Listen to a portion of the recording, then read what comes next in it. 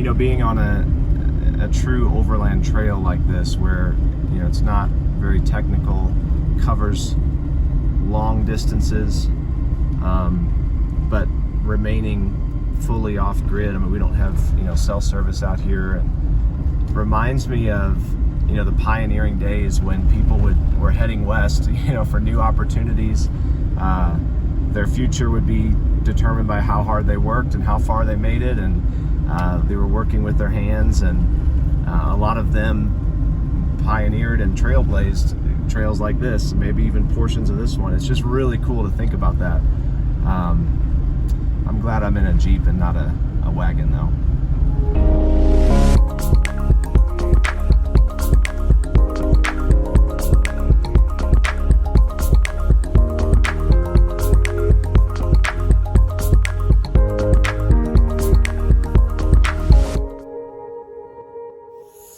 Well guys, here we are at the Rimrocker Trailhead on the Colorado side. We just refueled and re-groceryed in Montrose, and we're just airing down and about to hit the Rimrocker. I don't even know if we need to air down for this first part. It's such a mixture of gravel and more technical sections later on. I think there's even some paved parts in the middle, as I understand it, but we're just gonna air down anyway. We can always air back up, but man, so pumped for this trail, guys. This is gonna be super cool. So the Rimrocker is a trail that, you know, is new to my knowledge. I'm sure it's been around a while, but I just heard about it through trailsoffroad.com, which is an awesome resource to find your next overland adventure plan, or just hit some local trails around you. They're a great resource. And they featured this trail a while back, and we were already planning on coming and hitting, you know, Colorado and Utah, Ouray and Moab. And this trail basically connects those two. So pretty awesome. We're planning to camp along the way and do it in 2 days and 1 night at least. Maybe spread it out more. We'll see how it goes. This should be fun.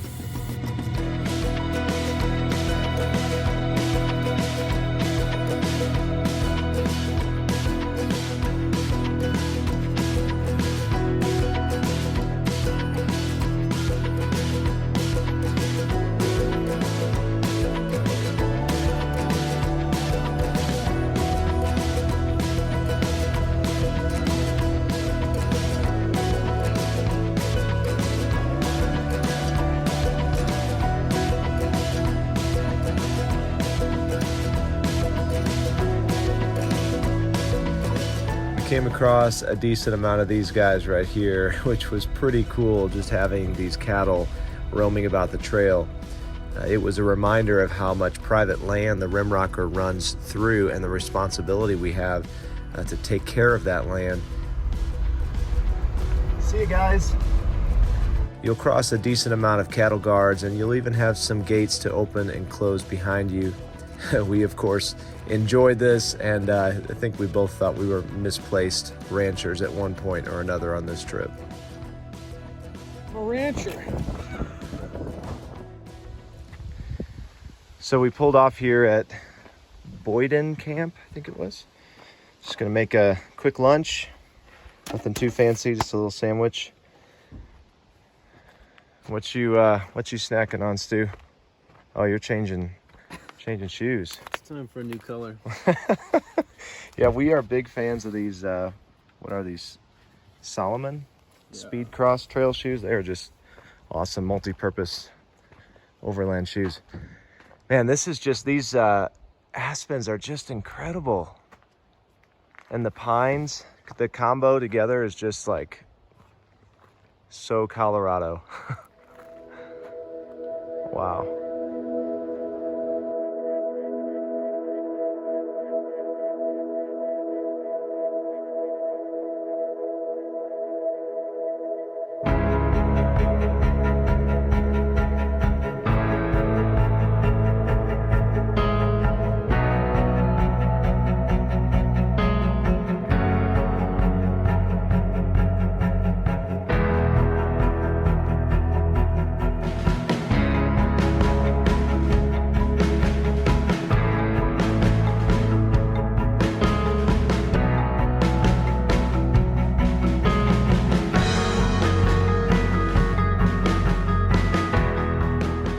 Early on the Rimrocker, you come to the Tablewatch Basin, which has a beautiful scenic overlook you can stop at.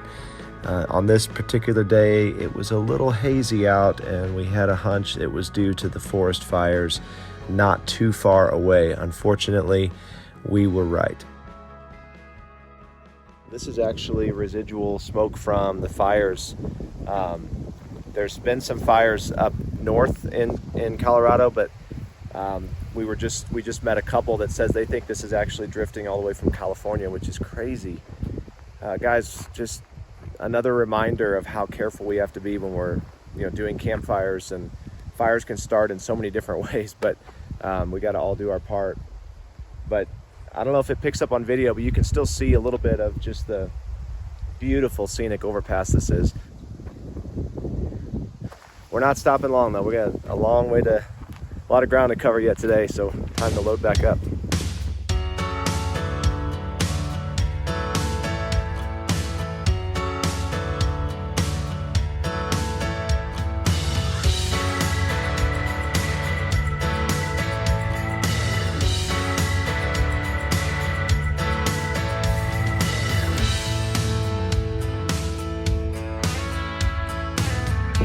We just hit the stretch of pavement that goes about 15 miles, I think, into the town of Nuclea. So we're just gonna air up real quick. Not all the way, but just to give the tires a little more air for the paved section. So we are fueling up in the metropolis of Nuclea and just met some super people. I mean, man, just love the folks out here in southwestern Colorado. But yeah, we're on the paved section. The beginning of the paved section, I wasn't filming, but it's actually incredibly beautiful. Even though it's asphalt, it's so scenic and beautiful. But not much more pavement now. This is our last chance for fuel before Moab, so we're topping off and gonna hit the trail again.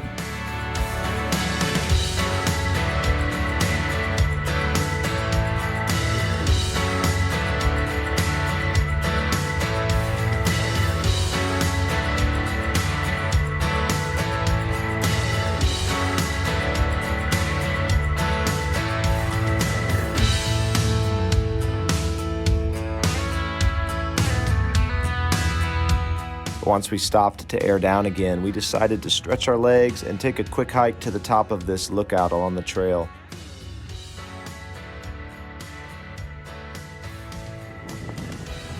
So awesome. Little did we know, though, these views were nothing compared to what was ahead on the Rimrocker.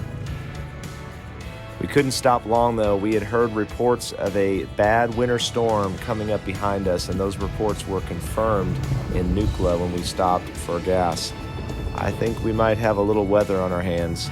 Time to get a move on.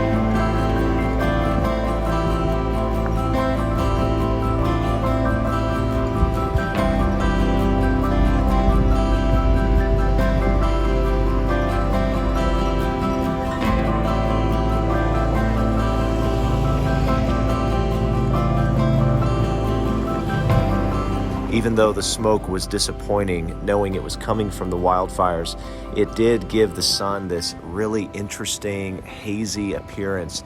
just really colored the entire terrain and landscape this beautiful hue and made for an interesting portion of the trail as the sun began getting lower in the sky.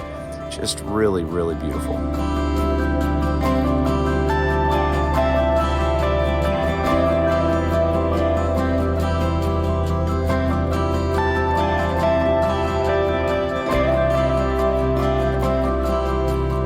Guys, the Rimrocker Trail is amazing. I think that's what I'm going to title this video. The Rimrocker Trail is amazing.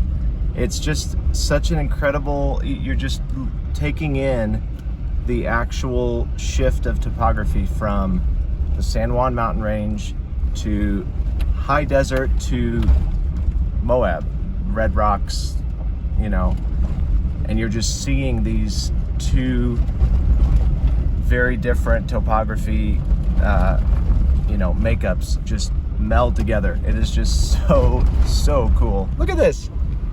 Ah! This section of the trail was so cool, we almost forgot how late it was getting and that we had nearly 30 miles yet to go to reach our ideal campsite for the night. And then there was this winter storm to think about. Would it catch up with us? Would we make it to camp before dark? And would we actually experience snow on the Rimrocker Trail? What else could lie ahead on this epic trail? We've seen so much already, but we're not even to the halfway point yet. Make sure you're subscribed and you have your alerts turned on for part 2 of this epic trail. I'll see you then.